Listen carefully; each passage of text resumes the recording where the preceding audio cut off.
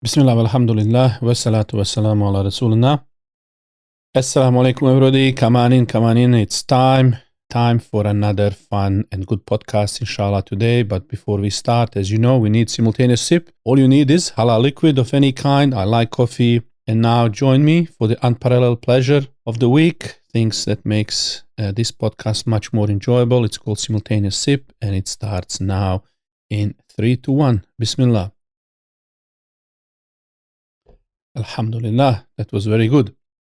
So, this is the final episode in season 3, and I want to wrap some topics and thoughts. I want to also give you some updates that I wanted to share.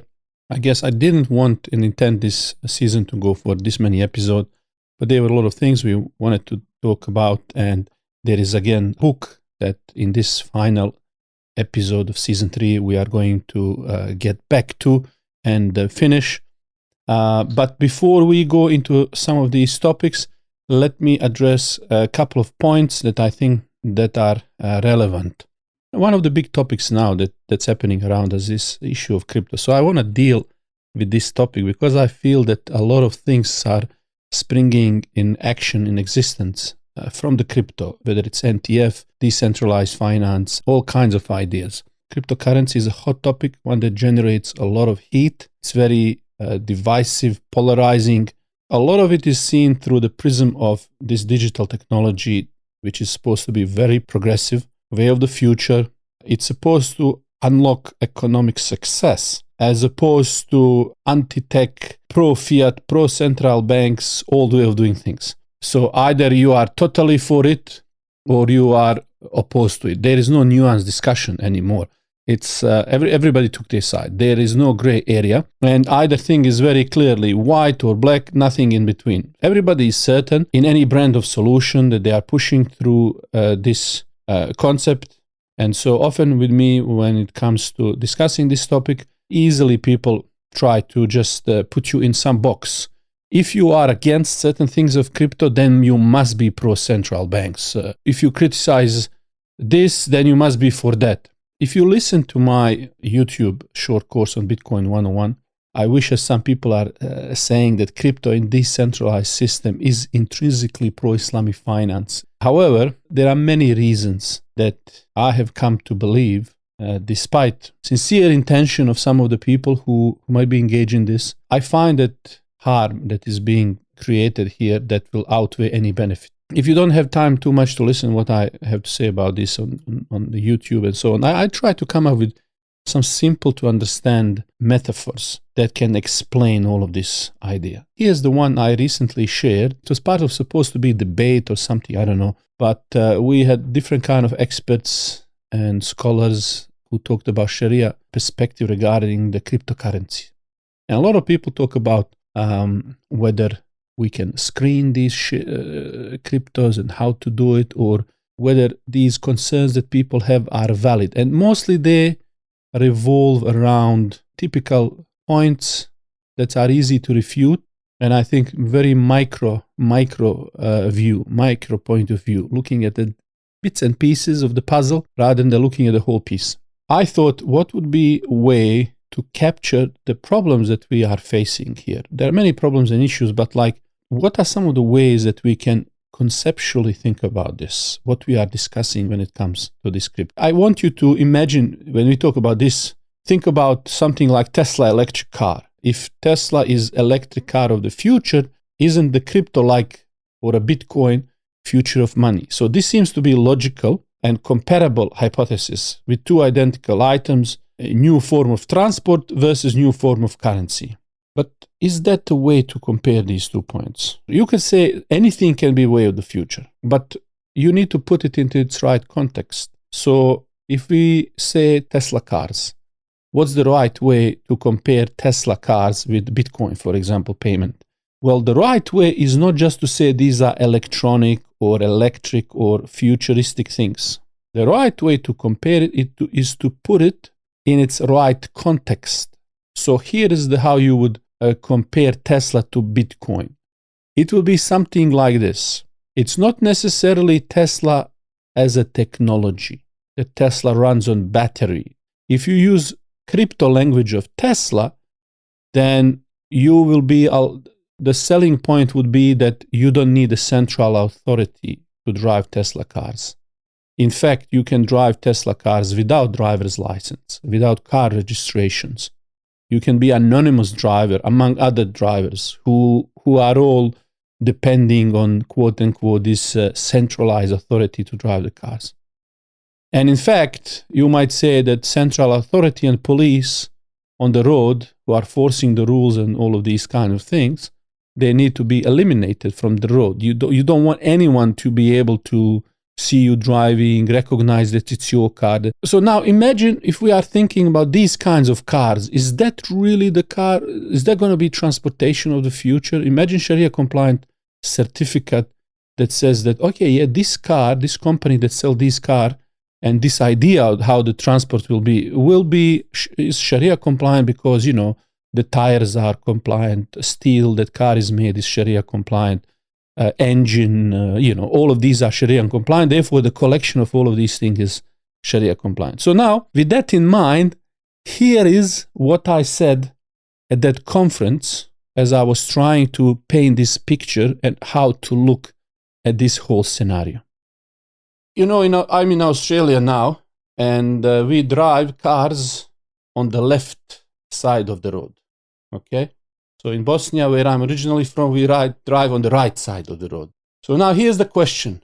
I come to Australia after Bosnian War, I start driving, I got my license, but my mind is still in Bosnia. So every, maybe couple of seconds, I start jumping on the right side of the road. I drive normally, and then suddenly I turn, and then I forget myself where I am, and I go on the other side of the road. So if we had discussion, is it Sharia compliant for me to drive on the right side of the road in Australia? What would we say? What would we analyze this action of mine?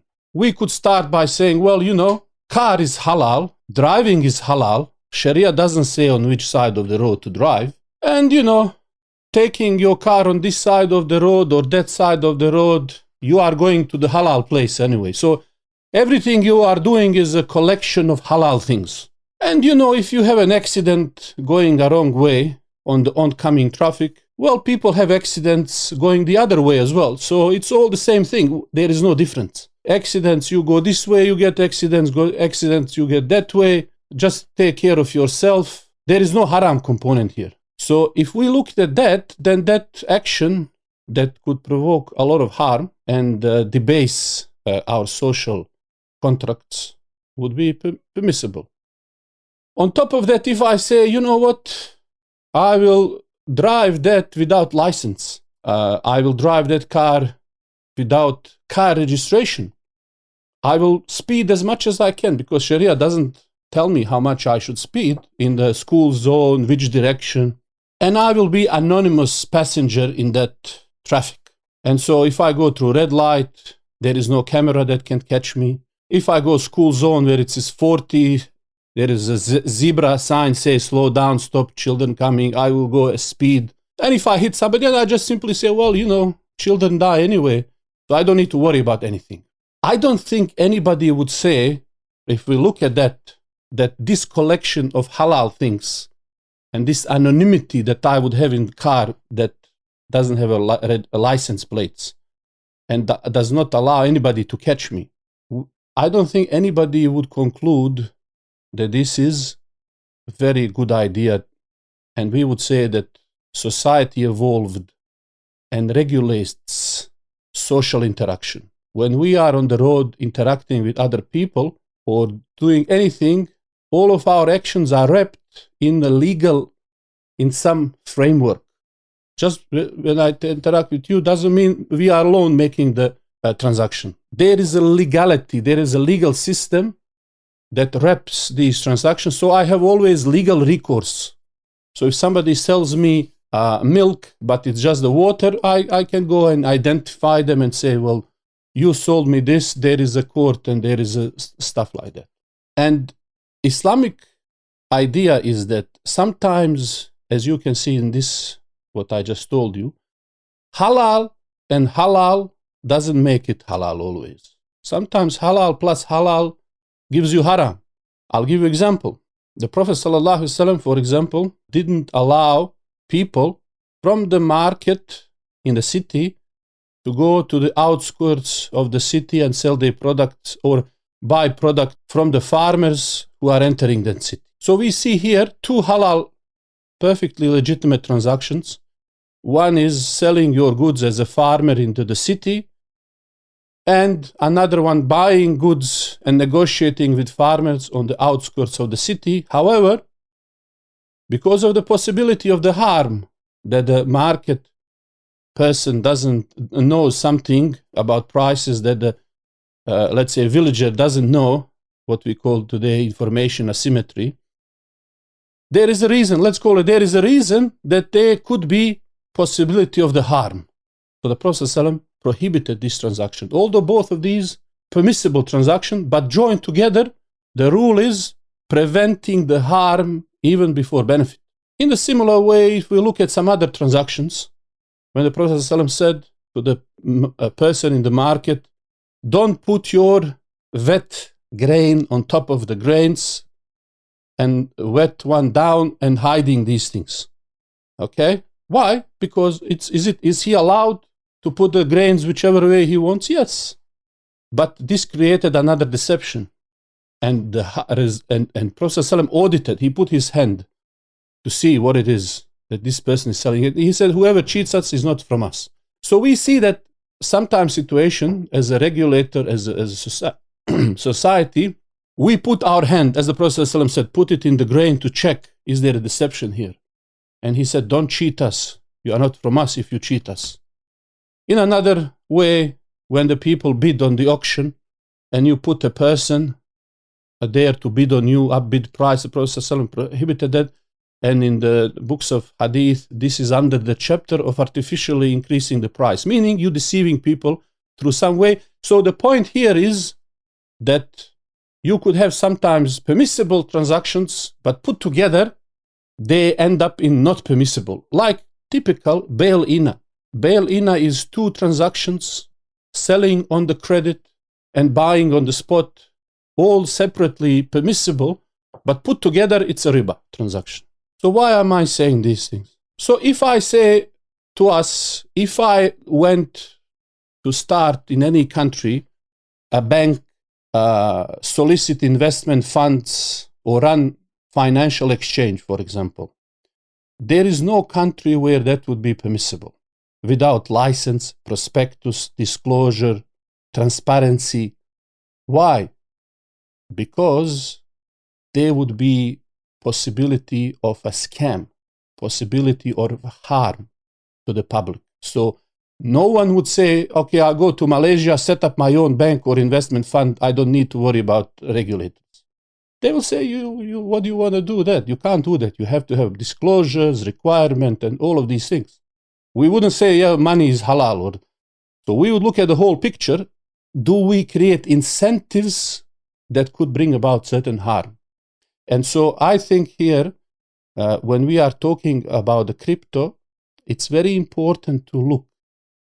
Are we creating situation where we incentivize possibility of harm?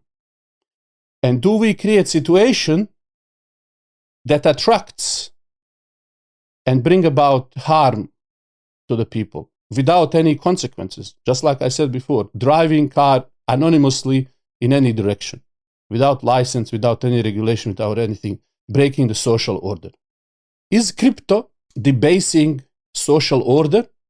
And how do we remove incentives from these kind of transactions? Because even now I could start a crypto bank, crypto investment, ask for people to give me money. And how can I screen that if it is only white paper and things like that, doesn't have a proper disclosure? So I can screen it, but I don't have an audit, I don't have anything, I don't have insight.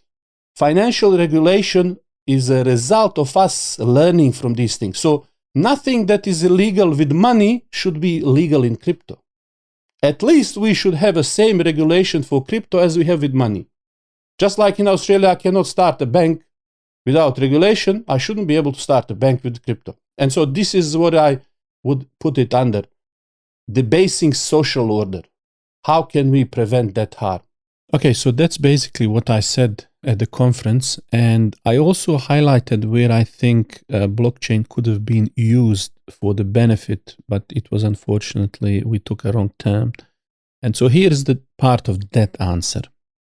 The whole crypto started because the government's own policy started with undisciplined money supplied, and people were losing the trust in government, how they manage that money supply, and also how they regulate, which is why in Genesis blog Satoshi criticized bank stimulus.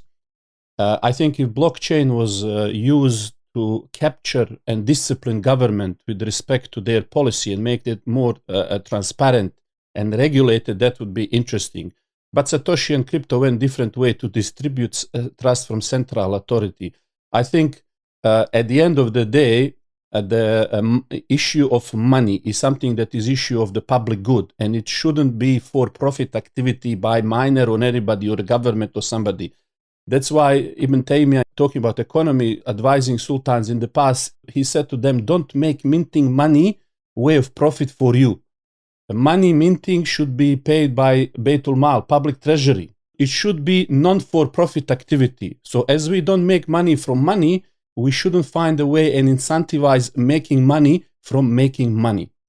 And also another thing, a lot of people are talking about this as a revelation that will take us to the promised land, crypto and money and this, if only we have this and that. Money is a follower and not a leader. Money follow nation that produce. That's what the leadership economically is about.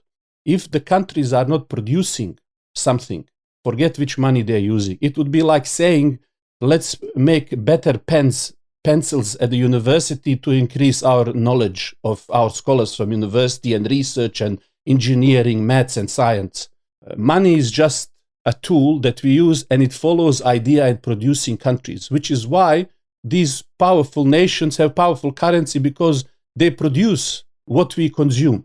And so we reduced our economy to consumptions, and we now want to quickly bypass it by say, oh, I need this different currency for it. And we have 10,000 different now, these cryptos, and you can make your own in 15 minutes, cut and paste any of these codes. So this is all symptom of where we are. So if we want to really produce something real, then what we need to focus is on production. So that's the clip. Now let's continue with the podcast. Let me move us towards the end of this topic of earning a livelihood. I have left few points from the book I wanted to address. We already did too many episodes. I didn't go into all details I wanted, but that's how life is. At the end, I want us to go into one particular area, wisdom that Allah Most High ordained the livelihood through certain parent causes. And this is the last lesson that we take from the book. Think of economy as a building.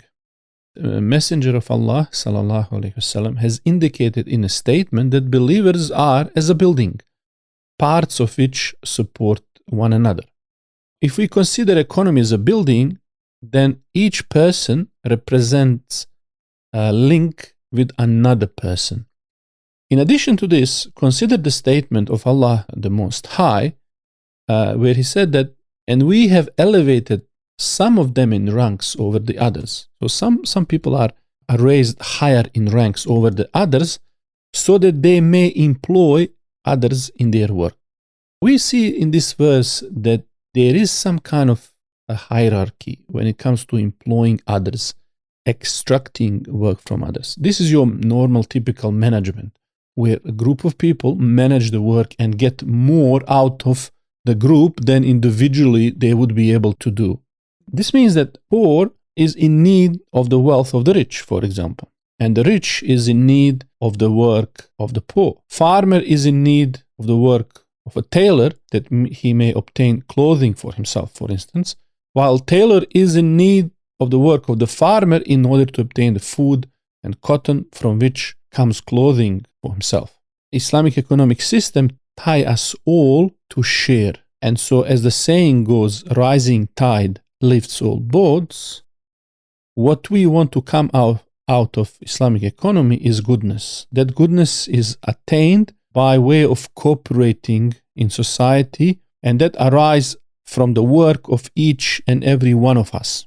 And Allah Most High say, cooperate with one another in goodness and righteousness, and do not cooperate in sin and transgression. And the Prophet ﷺ said, verily Allah Most High is at the assistance of a servant as long as the servant is in the assistance of his Muslim brother. As we have stated at the beginning, we say it again, verily actions are by intention, and for every person is only what he has intended. If we work to strengthen and revive our economy and raise our livelihood so that we can do good in society and benefit others, then this is our intention. And remember that believer is rewarded for providing for himself, for his family, and for others. So let's remember also that the upper hand is the better one. Upper hand solves problems, produces solutions, and helps generously with surplus that it has. This is the shepherd's job and our responsibility. This is where economic leadership is. Now, at the end of this book, Imam also reminds us that we should aim even higher. While we explained, I think in this podcast, that virtue of having something in your hands, producing and giving, there is a more personal matter that we need to consider. Keeping all what we mentioned in mind and turning the spotlight on ourselves, there is a matter of a much higher purpose. So while taking part in the comforts of life, luxurious living, enjoyment of pleasures, of course, legal and halal ones, it is true that these things are made for us. And this religion was not monastic. And it is not religion that wishes to make things difficult for us. That is true. Making life easier and partaking in comfortable living is something that is not sinful. But on personal level, if one checks himself and breaks his desire, that is better for him, and he shall become amongst those who enter the garden of paradise without being held to account. So this is what is very important reminder by Imam Ahmed Shaybani. In another hadith, we are told that servant's 2 feet shall not move away on the day of judgment until he is questioned about 4 things. So, for example, his time, how he spent it, youth, knowledge, and so on. And then about his wealth. How did he earn it and how did he spend it? If we spend wealth on seeking a pleasure of Allah Most High, then this reckoning and questioning will be light. Then in the case if we spend it on the desires for our own body, all of the things which we said, being upper hand and doing all of these things, these are important to produce, to be economically stable and strong and support our lifestyle and things of that nature. That shouldn't be mutually exclusive with what we are talking, right balance and personal preference, where we keep ourselves personally at a higher degree, where we restrain. Just because I can do something, just because I can buy that, I restrain myself. Yes, I buy good quality things that I need and everything that is useful. There is utility. I don't go into extravagance, but sometimes I restrain myself even from something that is halal because I want to be in control. I don't want money to be master over me. That doesn't mean I stop being self-reliant, that I have resources, running my business, doing things, benefiting society and so on if I can. And even the Prophet ﷺ told us when he made dua, "O Allah, I seek refuge with you from distress and sorrow, from helplessness and laziness, miserliness and cowardice, from being heavy in debt and from being overcome by men." So obviously, position of strength and having is superior to than what is being described in this hadith. If this was superior position to be in debt, being chained by other people, paralyzed by them and so on, and not having, then Prophet ﷺ would not ask to be saved from these circumstances. However, that issue of personal preference, of higher for ourselves, when it is for ourselves, we give up some of we give up feeding our body and feeding our desire. So that kind of discipline with our desire is where another type of leadership comes into the picture. So that's just the last point I wanted to make. At the beginning of this season, we ask you to let us know how you're doing. I hope you're achieving your goals, whether that's in terms of your career, your saving, maybe your investments. I also told you that I would update you on my own journey with investments. And alhamdulillah, we hit all of our targets and exceeded them. We learn a lot more new things, and as a result, we reach new challenges that we hope to overcome in order to expand our business and investment. It's all part of a journey, and we're trying to have as much fun and learn. I wish I had more time to go into these personal things, but we hope, inshallah, to be back next year for season 4, inshallah. We have a few new projects that we are planning to do and record for YouTube. So if you have time, subscribe to my updates. There are some of my links here in description, whether it's a YouTube channel or email list and so on. Again, as I said, I wish I had more time to share and go into some more details, but this year was very eventful. As some of you know, being the father and having other commitment and priorities, we try to balance it all. May Allah bless you all for listening, taking time, participating. Live halal, be satisfied with it. Wish you all the best. I might have few occasional updates here and there before we start the actual season. All the best. Assalamu alaikum.